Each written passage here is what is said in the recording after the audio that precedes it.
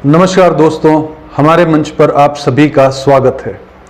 दोस्तों, लोकसभा चुनाव तो बीत गए हैं, अब सरकार बनने वाली है। कौन इसका मुखिया होगा ये लगभग तय है।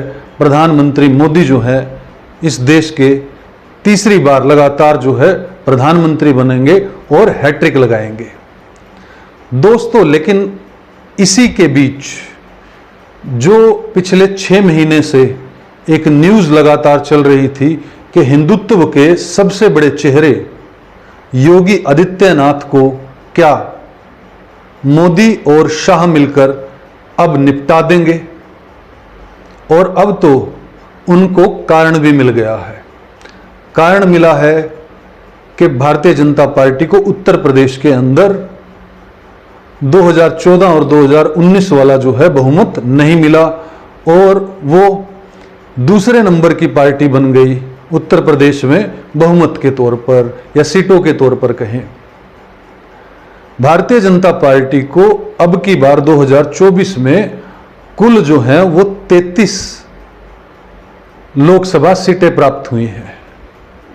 टोटल उत्तर प्रदेश की 80 सीटें हैं। ऐसा कहा जाता है कि दिल्ली का रास्ता जो है वो उत्तर प्रदेश से ही होकर जाता है, और जिस तरह से 80 में से 33 सीटें जो है वो भारतीय जनता पार्टी को मिली है और उनके सहयोगों को मिलाकर जो है लगभग 36 सीटें मिली हैं, तो आधी से भी कम सीटें जो है भारतीय जनता पार्टी को उत्तर प्रदेश के अंदर मिली हैं। और क्योंकि इस सूबे के मुख्यमंत्री जो हैं वो योगी आदित्यनाथ हैं, तो कहीं ना कहीं उन पर गाज गिरनी अब तय है। पिछले 3, 4, 5 महीने से जो है वो लगातार अमित शाह और योगी आदित्यनाथ के बीच जो है वो खींचतान जो है वो बहुत ज़बरदस्त तेज हो गई थी। आपको याद हो, चुनाव से पहले जो है जब विधानसभा चुनाव में मध्य प्रदेश के अंदर और राजस्थान के अंदर भारतीय जनता पार्टी की जीत हुई, तो उसी के बीच में केशव प्रसाद मौर्य जो है वो अमित शाह से मिलते हैं और नरेंद्र मोदी भी उनको समय देते हैं।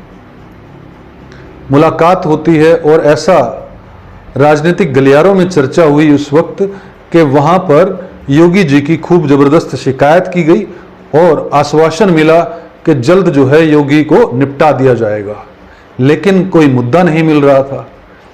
अब जो है वो मुद्दा मिल गया है।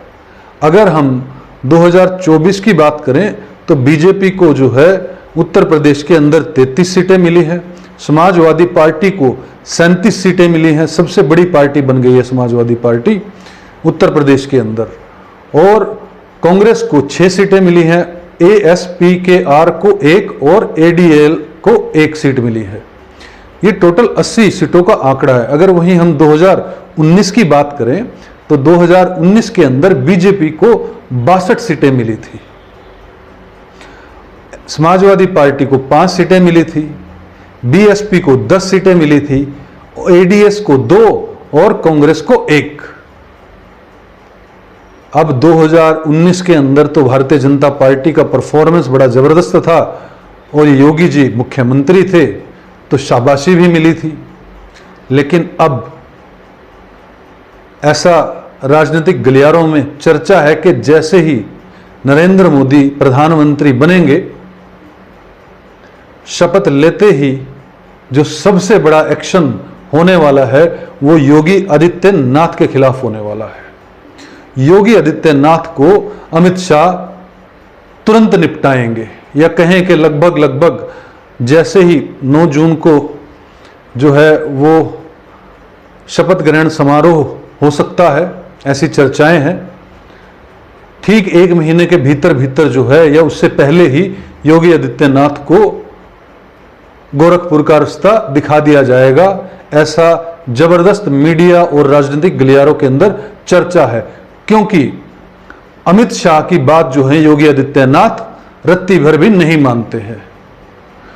आपको ये पता ही है कि भारतीय जनता पार्टी ने 2014 जैसे ही सत्ता में आए और नरेंद्र मोदी और अमित शाह जो हैं वो टॉप पर बैठे, तभी से उन्होंने राज्य के अंदर भारतीय जनता पार्टी की जो सरकारें थी, जिन जिन राज्यों में, उन पर अपना कंट्रोल करना शुरू कर दिया।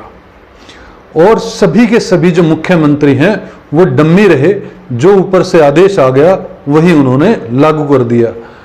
ऊपर से ही लोगों को टेंडर दिए गए, ऊपर से ही आदेश आए तो लोगों को नौकरियां दी गई। गुजरात के, मैं बता नहीं सकता आपको, हरियाणा के अंदर इतने लोगों को जो है रोजगार मिला, HCS अधिकारी इतने लगाए गए, और पोस्टों पर गुजरात के बहुत लोगों को नौकरियां दी गई।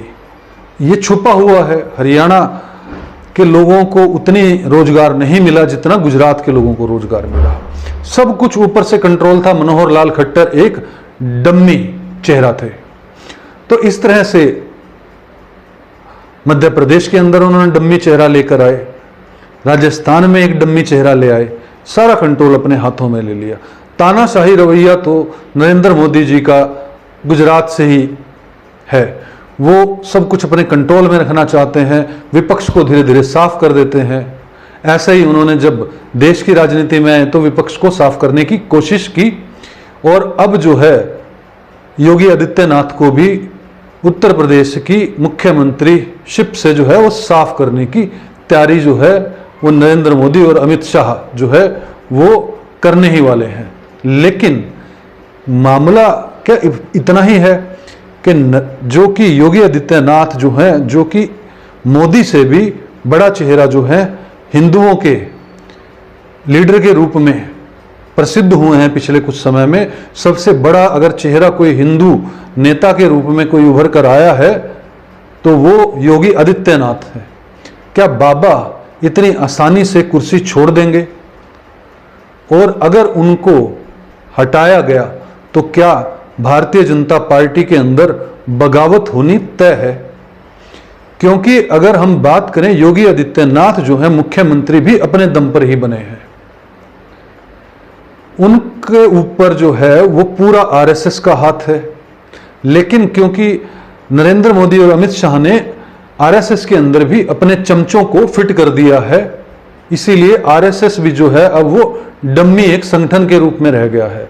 इसीलिए चाहते हुए भी जो है वो मोहन भागवत हों या बाकी सभी RSS के बड़े चेहरे हों, मोदी के खिलाफ कुछ नहीं कर पाए। मोदी गलत करते रहे, दमन करते रहे, भारतीय जनता पार्टी के नेताओं का दमन करते रहे, और RSS जो है वो मूक दर्शक होकर देखता रहा। नितिन गडकरी आपके सामने है। नितिन गडकरी को किस तरह से हाशिए पर धकेला गया, कितने मंत्रालय उनसे ले लिए गए, और अब तो 2024 में तो उनको टिकट भी सेकंड लिस्ट के अंदर दिया गया। और ऐसा तो खूब चर्चा में था कि नितिन गडकरी को टिकट ही नहीं दिया जाएगा। राजनाथ सिंह जो है मौकाप्रस्त नेता है और वो जी हजूरी करने में माहिर है, तो वो टिकट पा गए, और हो सकता है कि अब की बार नितिन गडकरी को मंत्रालय भी ना मिले अगर नरेंद्र मोदी की चली तो RSS जिस तरह से डम्मी है, अब RSS क्या योगी आदित्यनाथ को बचा पाएगा? क्या योगी आदित्यनाथ की कुर्सी जो है वो बची रहेगी 2027 तक?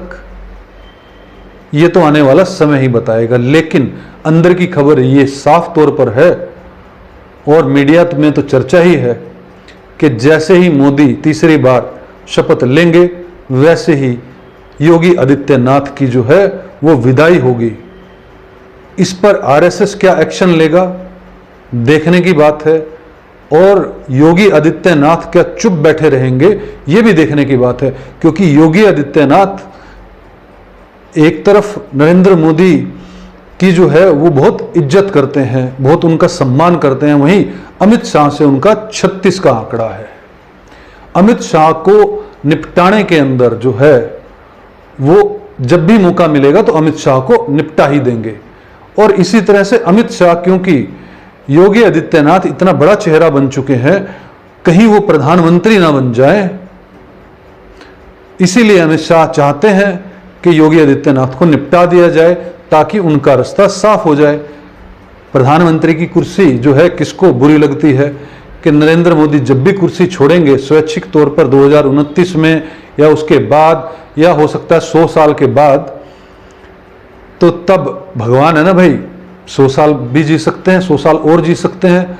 भगवान का क्या भरोसा, जब तक वो धरती स्वयं ना छोड़ना चाहें तो तब तक किसकी क्या मर्जी कि उन्हें धरती छोड़ने पर मजबूर कर दे, और जब तक वो सत्ता ना छोड़ना चाहें तब तक भी उनकी क्या मर्जी कि कोई उनको सत्ता छोड़ने पर मजबूर कर दे। इसीलिए नरेंद्र मोदी जब तक चाहेंगे तब तक प्रधानमंत्री रहेंगे, उसके बाद कौन, तो अमित शाह जो है अभी से योगी आदित्यनाथ का जो है वो सफाया करना चाहते हैं और अपना रास्ता साफ करना चाहते हैं। होगा क्या, यह तो वक्त ही तय करेगा। आरएसएस क्या अपना स्टैंड लेगी, योगी आदित्यनाथ क्या बगावत करेंगे और पार्टी को तोड़ देंगे, ये आने वाले वक्त तय करेगा। जल्द हमें देखने को मिलेगा। दोस्तों, इस वीडियो में इतना ही। अगर यह वीडियो आपको पसंद आई हो तो इसे लाइक और शेयर कीजिएगा और हमारे मंच को सब्सक्राइब कीजिएगा। जय हिंद, जय भारत।